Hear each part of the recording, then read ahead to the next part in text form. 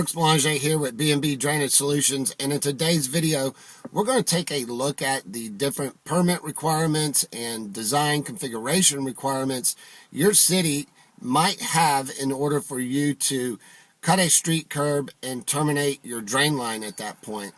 This is often done to allow our drainage systems to spill the water onto the street to eventually be carried away by our city's stormwater drainage system. And I think you're going to be very, very surprised to learn just how greatly these requirements can vary and change from city to city. We're going to look at 4 cities here in my local area, all within a easy 30-minute drive of each other, and those are Fayetteville, Springdale, Bentonville, and Rogers, and just see how each city's requirement varies from the others.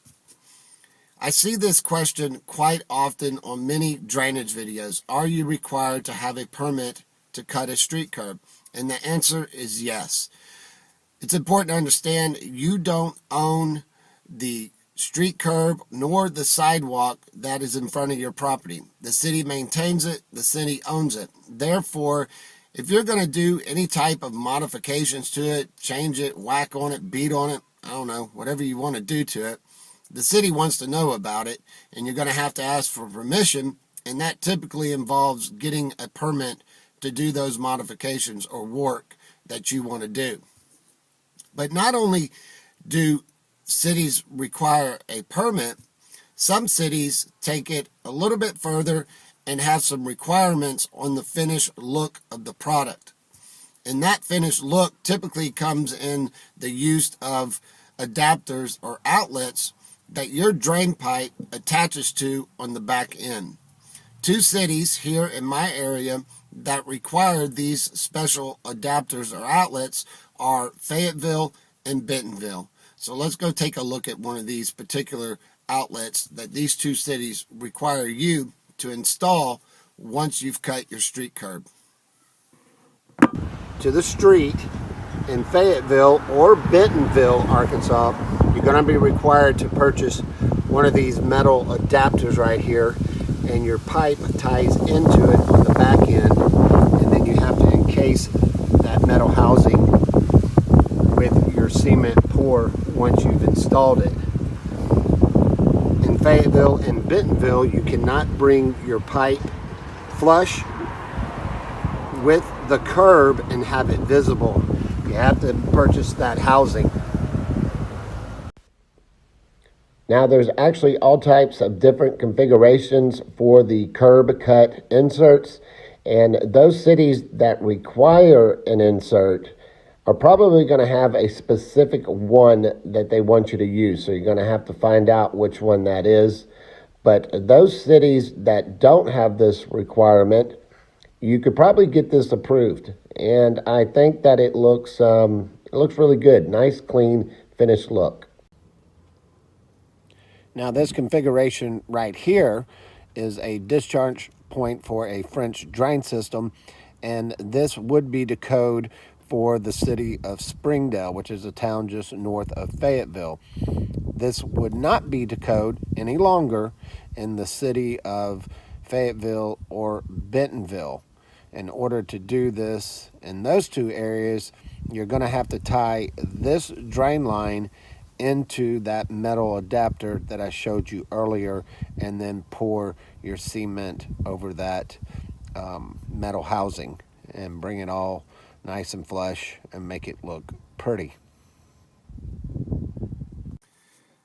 Now, not only do we see differences or variances in the finished end product with special adapters or outlets that have to be installed, we also see a great variance in the amount of the cost of the permits, and also some cities requiring a deposit or security bond in order for you to do the work. The city of Fayetteville has a $25 permit fee with no deposit required. The city of Springdale has a $10 permit fee with a $500 deposit or security bond. And the city of Rogers does not have a permit fee. They require that you get that security bond of $500. And also, the city of Bentonville is a $75 permit fee with a $100 deposit or security bond.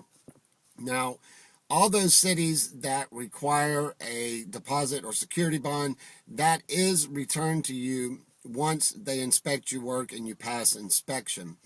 Now, the city of Fayetteville decided to be different, and they like to take the level of, let's just use the term craziness, a little bit further, and they have some other requirements. Not only do they require the permit fee, but they're also going to want to know why you want to discharge the water into the street at the curb, and they're going to want to know the volume of water that your system's going to discharge into the street for a given rain event, and they're going to want a complete drawing and layout of your drainage system.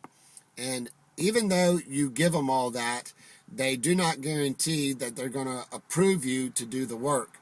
And in fact, when you call them and ask them for the permit, and they find out which permit you're trying to get, they tell you right off the bat that you're probably not going to get approved. So it's a little crazy. It's Fayetteville for you. What they prefer you to do is to end the drain line in your lawn. Excuse me, in your lawn. And that is why you don't ever see me in any of my videos on YouTube cutting street curbs and bringing drain lines through and to the curb. I haven't cut a street curb, I don't believe, in 10 years. All mine, like this one, a system that I recently installed, this is a pump-assisted drainage system, all end up against the backside of the street curb, trying to ensure that the majority of the water will flow onto the street. So the answer to the question, are you required to have a permit in order to cut a street curb? The answer is yes, you are required to have a permit, and I would bet really, really good money that that's a requirement no matter where you live throughout the United States. How much that permit will cost, that I can't tell you, as I've shown in this video with the 4 local cities to me, each one having a different amount for the permit, also having different requirements for the security deposit. So you're going to have to call and ask the city that you live in. Now, so far as the city of Fayetteville and how stringent they are with giving that permit out and permission to do it, you know, I've learned over the years to work around it, and I end my discharge points, termination points in the lawn. And, you know, most clients, when I go and meet them, I prepare them, you know, because I know that conversation's coming when we're going to talk about where we're going to discharge the line, and I tell them about the whole process, same thing I told you in the video.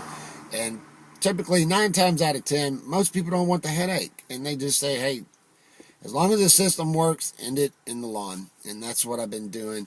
You know, every once in a while you do get that person who's pretty persistent and they want to cut the curb, and if that's what they want to do, I'm going to try and accommodate them. You know, I just can't guarantee that we're going to get approval, but you know, it is. And look, I'm going to give you my 2 cents on it, and I think this is why there are a lot of curb cuts done without permits or without getting the city involved. I'm going to give you this example right here, then I'm going to end the video. But like I said, my 2 cents. There was a job that I submitted in the city of Johnson, which is about 20 minutes west of here in Fayetteville, and they came back, the city did, and told me that they didn't want my system to deposit sediment into the street. And now we could argue if a French drain is going to do that in the first place. I mean, go back to the beginning of this video and look at that termination point that I showed at the beginning of the video, that's for a French drain system installed 10 years ago. And the water coming out of it looks like you could drink it. I don't know if you would, but it looks like you could drink it, right? So I'm like, okay, you don't want any sediment in the street. And I'm thinking, so I asked the gentleman, I said, so can you give me some design considerations so that I can pass and be sure that I pass inspection once the job's complete? And he just went quiet, didn't say nothing. He's kind of thinking. And so at that point, I threw a suggestion out. I said, well, what if I did this? What if I created a rock garden with some drainage rock and landscape rocks at the discharge point with a soil filter fabric on the bottom of it. That way, whenever the water comes out of the discharge point, it filters through all this fabric and through the rock and captures all the sediment that supposedly might come out of my system. I said, would that suffice? And he said he didn't know. So that, I think, leads to a lot of people just bypassing the whole system, you know. And like I said, I don't know if I can't blame them. You know what I'm saying? So that's my 2 cents on it. But yes, you need a permit, guys. Whether or not you do it, that's up to you. As always, thanks for watching. Any questions, any comments, leave them down below. Or any experiences of dealing with this whole situation in your city, please put that in the comments section. I'd love to hear it. Thanks for watching, guys. We'll see you next time. Bye.